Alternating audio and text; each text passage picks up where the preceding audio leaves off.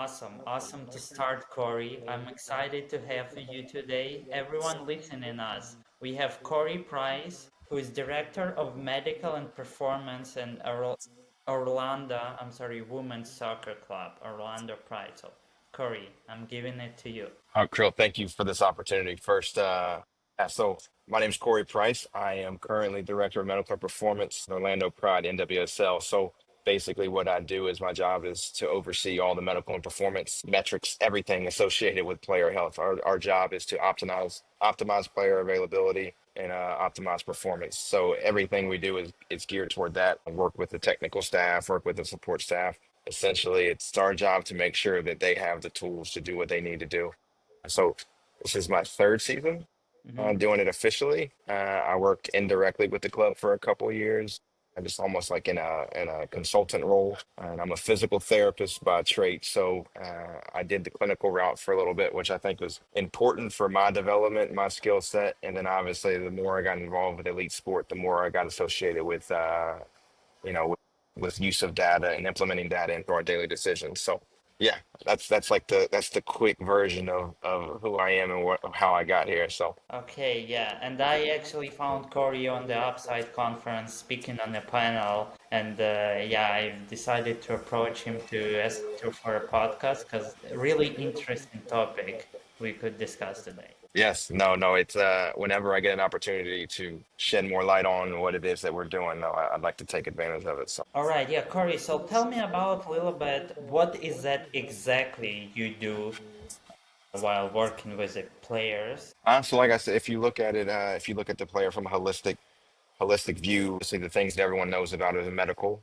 making sure that they're able to do their job, performance metrics, can they do it at a high level? Nutrition, psychological, we take all that into consideration when we're dealing with these girls. And so our job is to literally try to minimize the variables as much as possible. Anyone who's been associated with sports knows that there's so many variables. I think when you look at how we use data, is to try to minimize the amount of variables or try to understand the amount of variables as much as possible in order to optimize performance and maximize availability. So I have a team of 6, 7 people that I allow that is great. They do all the heavy lifting. It's my job to support them and to make sure we can deliver for the players and the support staff. So I mean, if we want to talk about from a medical standpoint, obviously we look at baseline medical information. Like Mhm. injury history is one of the biggest factors associated with player availability. So we're looking at that, coordinating with other clubs. But then when they're here, some of the data points that we use there is like strength measurement. So we use the handheld dynamometers, force stacks, force frame. We work closely with Vault, taking all that data, trying to figure out where are the holes in the athlete's strength and power profile. Mhm. So that way we can supplement and give them supplemental activities in order to ensure that the injury risk is less. Mhm. On the performance side, obviously the biggest one is the GPS. We're trying to measure the training load. So Mhm. we're looking at total distance, high speed running, A cell, D cell, top speed, all of these things that are traditionally measured in elite sport. It's nothing too crazy what we're doing with that. It's just about what we're looking at. And I think that's kind of the topic that got brought up at Upside is unfortunately, if you look at the data and the Mhm. research, it's all built off of male framework. So Yeah. and that's because that's where all the data is. So you take all the data, you find normative values, and you say, okay, here's a safe spot. If we can stay between this and this, we know that there's a decreased risk of injury. If you get above this, then there's an increased risk of injury. If you go below this, now you're underloading, and now there's an increased risk of injury. That's a good starting point. But I think as the women's game continues to evolve, as the women's game continues to grow, there needs to be a shift from using the old standardized Mhm. male platform and trying to create a more female specific platform when it comes to data. So Mhm. that's kind of what we're working towards, right? The first step is just collecting consistent data, which we've got a good team and we've got some good processes in place. And then once we have a couple years, like this is my third year there. So now when you look at it, it's like you can make better decisions when you have 3 years worth of data. You can make better predictions when you have 3 years worth of data as opposed to like hey, we're guessing. Okay, and if we go, if we're gonna talk about data you collect, and what exactly is that you're trying to collect over this past years?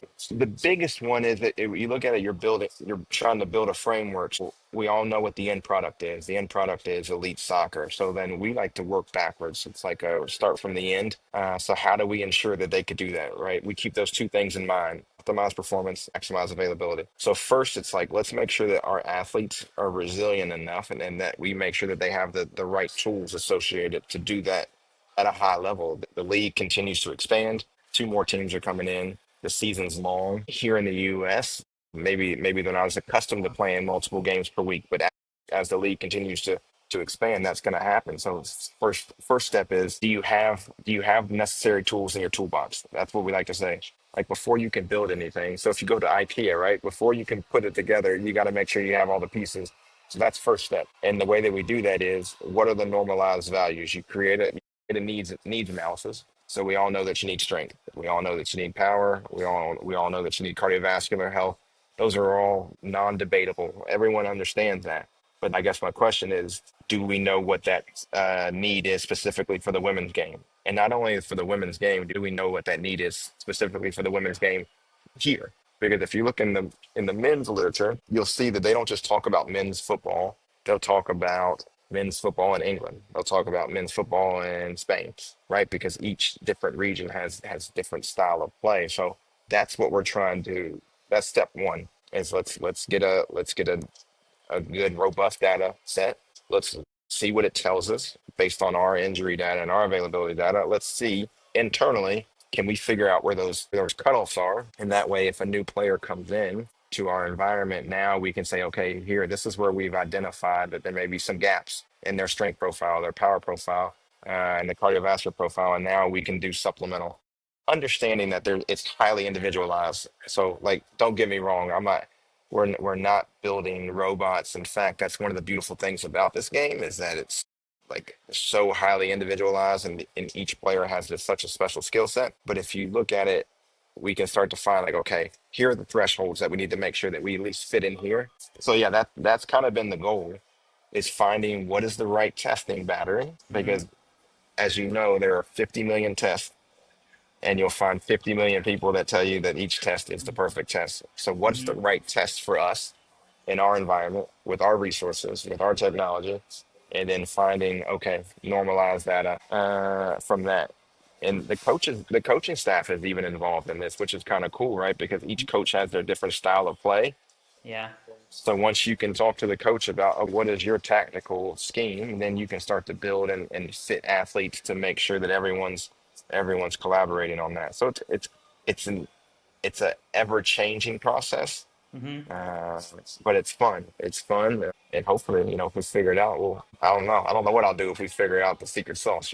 Well, what is the difference between women's data, women profile, let's say, and the men's profile? This is interesting thing to talk about. Also, I think you look at the style of the game, one, right? So the game is similar, but it's also, there's a lot of differences in how the style of play. Mm-hmm. So just separate of that, right? If you're looking at two separate styles of play, then that means they're going to have two separate needs. That's on the game level. And then when you come down to the individual level, there's a lot of physiological differences. And I think that one of the things that I said at the conference was, like, if you don't, for too long, they focused on some of the non-modifiable risk factors. This is just my opinion, obviously. And we focus on all the non-modifiable risk factors, which I think is why the research hasn't really changed that much. Is because it's like, we want to talk about um, pelvic angle, Q angle, which are important, but those are things that we've established are different and we can't change. So I need the research to start to look at what are the things that can change. So when you say what's different, it's not that there's different needs necessarily. That comes based to the style of play. It's just understanding how do you achieve these things in your athletes.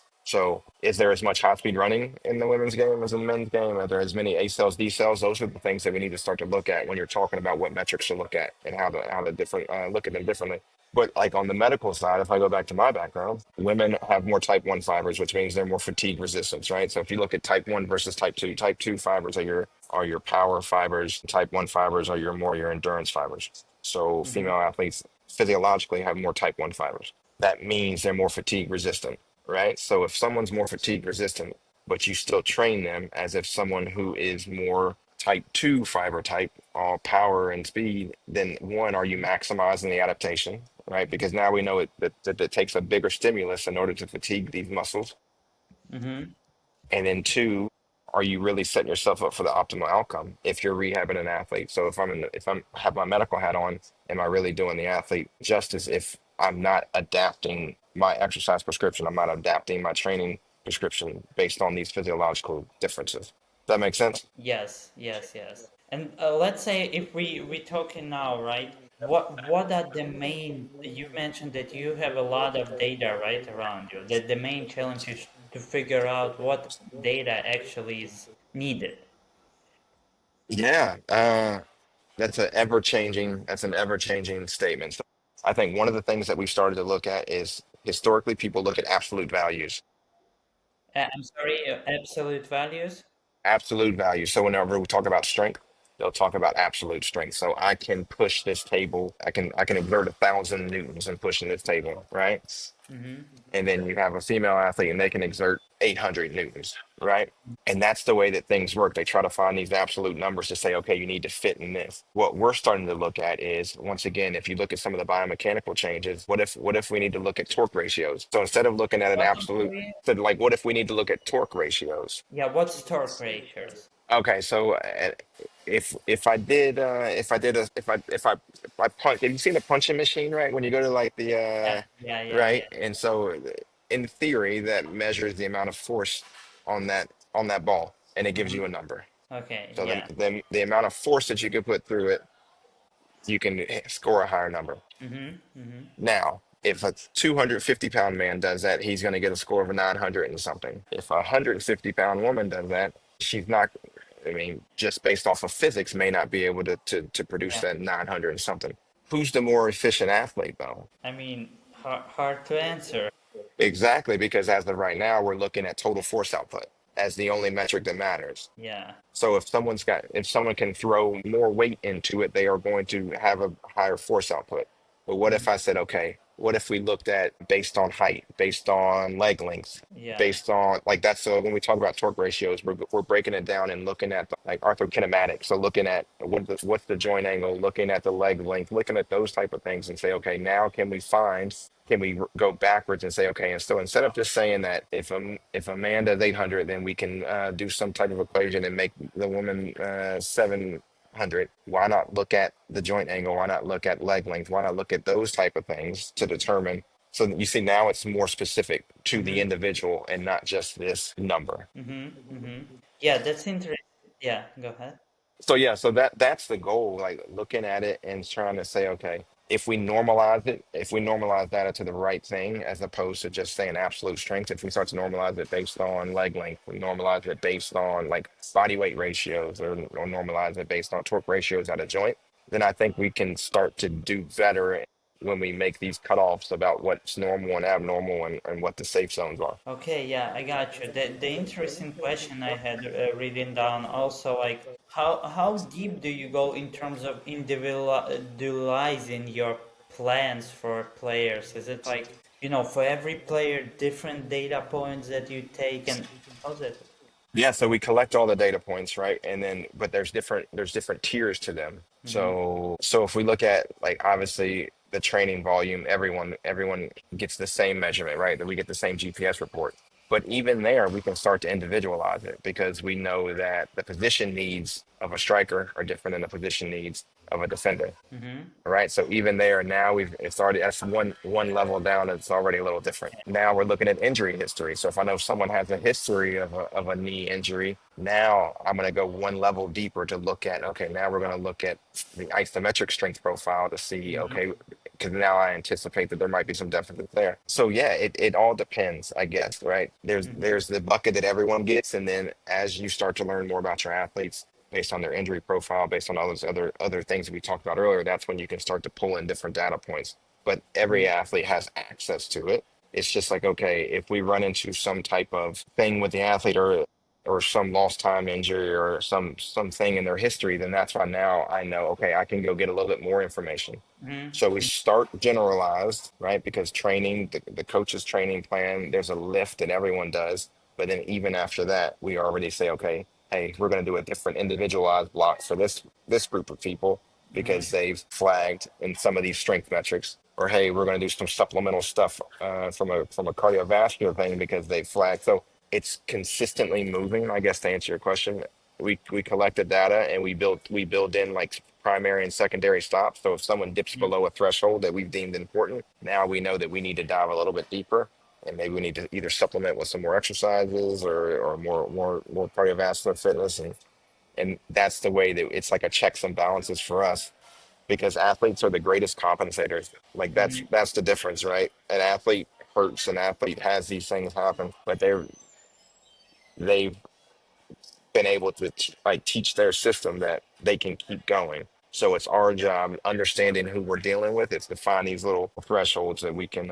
and secondary stops that we can check in. We are talking about injuries, right? Can you please expand on how much data do you have in injuries, especially in women's soccer in the United States? It's there needs to be better standardization, right? So if I can tell you, everyone knows about the ACL injury history, right? Everyone knows that data. Everyone knows that it happens more frequently, but it's not as standardized. So it goes back to how are you reporting it? If I Mm-hmm. say that I have a quad injury, how do I know that we're reporting it the same way? On the men's side, they've gotten it so that way they have a standardization where everyone puts in. I know in the FA they do it, and I know in a lot of other leagues they have to log every single injury Mm-hmm. using the exact same codes, using the exact same identifiers. So that way you have true data. We're not there yet. Mm-hmm. So a lot of it is anecdotal when you're like, okay, this is what I've seen here, or I've seen a lot here. So we're still working on it, but there isn't that framework yet that makes everyone identify the same way, Okay. if that makes sense. Yeah, yeah, I got you. It's still not standardized. And in terms of the, in men's soccer, you said that everyone puts the injury data in the same system. Is it like available for the whole league, or the clubs own this data? That's a very the league does a little bit, right? So if you think about it, it's like an EMR. Mm-hmm. So if something happens, I have to write it down, I have to document it. But if there's no one who standardizes how I have to document it, then it's comparing apples to oranges. But if you say, okay, we're going to use these four tags to talk about the severity of the injury, then now everyone is using the same universal language to talk about these injuries. So Mm-hmm. now the data can be used across the team. So it can be de-identified. Obviously, we understand people's privacy, players' Mm-hmm. privacy, but that's the next step is if we can share our data, if we can share what we're doing that works, if we can share what we're doing that doesn't work, if we can share, hey, this is actually what's happening, instead of trying to use it as some competitive advantage of saying, like, hey, if there's a lot of anterior chain, if there's a lot of Mm-hmm. quadricep injuries across the league, okay, now we need to look at it from a league level as opposed to, oh, this is just in the team. Now there's something. So it's important to be able to share it because that's how we're going to grow the game. One of the things that I said when I was at the Upside event is that like it's kept very private, right? Because whether or not people want to look good or people don't want to look bad or like, oh, I don't want to diverge that. But I think it's important that we're able to talk about that. But you see some of the same things, like to go back to your original question, like obviously the most catastrophic injuries are the ACLs and the multi-ligament injuries. But you do see, hamstring, quad, adductor. The ratios are similar Mm-hmm. to the men's side. Like I said, the question is the severity, because then whenever you have an injury, you want to know how long does it take to get back. And in order to be able to discuss that, you need to understand the severity, the mechanism of injury. Those are the things that we don't quite have yet. Okay, yeah, I got you. And let me put some hype, on this podcast and to talk about AI in predictive modeling. Yes, it's out there. I think that I've been approached. I know the league's been approached. I think that it has a place. However, it can't take the place of a clinician, right? Because if you can imagine that if an AI model said that from a psychological standpoint, if an AI model said, Krill, you're getting hurt next game, like based on this data, like you're about a week away, and you found out about that, Yeah. right? So this, I think that there's a place because I think that when we talk about those thresholds, right, and that because That's what we're trying to create ourselves. We have all these data points. We have them running in the background. We understand that there's going to be some fluctuation, but we have these secondary stops that say, "Hey, Corey, you need to stop and go look at something a little bit closer Mm-hmm. because this is abnormal." Mm-hmm. So that's what we're trying to create. So I would welcome it, but we'd have to be very careful about it because then what do you do? Because then how do yeah, when does the player get access to that? Do you have the backup information? Do you have the information necessary in order to look at that and put it in context? Or are you just taking that as a just blanket statement? So I know it's out there. I know there's a couple companies that are doing it. And I think that it's probably the next step in helping us, right? The first thing I said was our job is to try to minimize the amount of variables, understanding that sports is so many variables. Mm-hmm. The more control we can get over those variables, the better I am at my job. Mm-hmm. So I would love any help and assistance, but I think it just has to be done very strategically because of the psychological aspect associated with that and dealing with the athletes and clinicians and technical staff. It's just like, so yeah. At the end of the day, I think you will be who will be, taking a decision. AI is just a tool to help, but you couldn't replace a human with AI only. No, no, no. I agree. I think it's just important that, as you know, and you heard there, a lot of people have a lot of different understanding of what AI means and what it does. So you have to make sure I have to be open to it. So if I'm the medical director, I have to be open to it. I have to make sure that I'm up on learning how it works, making sure what's the data set that's being fed to it, right? Mm-hmm. Because my understanding of AI is I would say it's only as good as the data set it's fed, right? Mm-hmm. So making sure to go back that the right data is being fed into it, which goes back to making sure that we have female specific data sets. Because if I fed data from another league or from men's soccer into it, now is that information even valid to me? Mm-hmm. Mm-hmm. So no, and I think that'll just be a push. If you've ever worked with clinicians like myself, I don't know if it's job security, I don't know what it is, but a lot of people get nervous and scared whenever something comes in that to make clinical decisions or to feed into that because it is science, but there also is a feel and there is a intuition to it. So I think it would have to be one strategically rolled out properly, and two, the team that was associated with it would have to be open to it to make sure that it's being utilized the correct way and it can't be weaponized. Okay, yeah, I got you. Let me ask you a couple blitz questions, and then they will Okay. really. It went by really quick, like 25 minutes, like I that. know, I know, yeah. And that means we got a, interesting talk over here. So the first one, what is your favorite sport? Well, I feel like I have to say, no, I played American football Okay, growing up. I played American football in college, so that's the sport I was best at. Uh, but yeah, we'll go with American football. College football is my favorite. okay, yeah, you don't need to say soccer, right? Or you could say football, and then the European part of the, people who understand soccer, and then Exactly. Football. We're just gonna go with football, and it depends on who's listening. They can take what they want out of it. okay, yeah, the second part, like, who's your favorite athlete? Current or all time? Let's say both. Okay, all time. This is a loaded question. Okay, who do I believe is the best athlete of all time? Yes, I believe that the best athlete of all time is Bo Jackson. Bo Jackson. Okay, do you know who he is? No. He played in the NFL and Major League Baseball, Oh, really? Two and he sports. and he was phenomenal at both. He ended up dislocating his hip and ended up having a hip replacement surgery and still played Major League Baseball. I need to So look. his career was cut short, but as far as athletic ability, I think he's the greatest athlete. My favorite athlete of all time is Muhammad Ali. Hmm.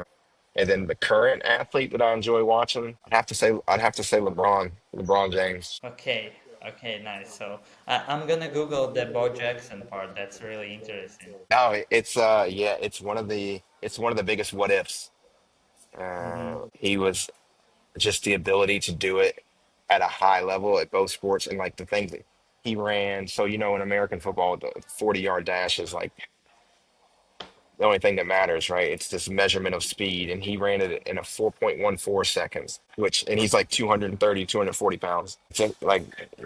It's worth the walk. LeBron James, yeah, I think it's Yeah, just yeah, really favorite cool. athlete Bo He's Jackson. also the same Then age you as me, so it mentioned makes me Muhammad think maybe I Ali, can still do and something then athletic. I the don't the know. current athlete. but to do The it, the G. longevity, to do it for that long at such a high level, I think it's really, really cool. But yeah, you need to look up Bo Jackson, man. It's worth the watch. It was truly like one of the biggest what ifs. It's a shame that like his career was cut short because like people don't really know a lot about him.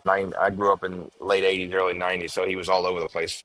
I mean, Hmm. honestly, like I got into healthcare to help people, right? When you go back to the Hmm. beginning, I went will. to be a I physical will. therapist because I So wanted to help what people, is the favorite part of your and I job? get to do that at the highest level. Um, Everything matters, which is really cool. Like everything matters. Every decision that we make for these women matters. They're so compliant. They want to do better.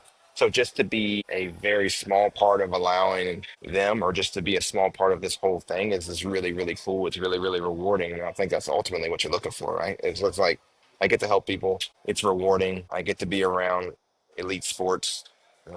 So yeah, this is really cool. No one ever knows about medical unless something goes Okay, wrong, and well, you have a favorite right? parts of your job, but I So always ask, yeah, I what is mean, the worst part of your job? we've talked about all the data and all the things and all the checkpoints, but ultimately sometimes things just do go wrong, and Okay. sometimes and it's just you hate it for them because you know how hard they work, and that yeah, that part sucks. So anytime someone does have to lose time because of an injury, it's something that it's just like you always go back, you always look for opportunities. What could have gone right or what could have gone better? And you just try to make sure you don't make the same mistakes again. Well, what is the one piece of advice you would Um, like to give to I think the people who most want important to thing for get me, into like the understanding how I sports? got here, was like you Not need only, to be. medical side of the things, but I think overall in everyone is always organizations. so quick to specialize, but sometimes when you specialize too quickly, you have blinders on and your biases are a little more specialized. So I would encourage people to learn all aspects of it. Like I need to understand the support staff. I need to understand the business staff, the business side of it.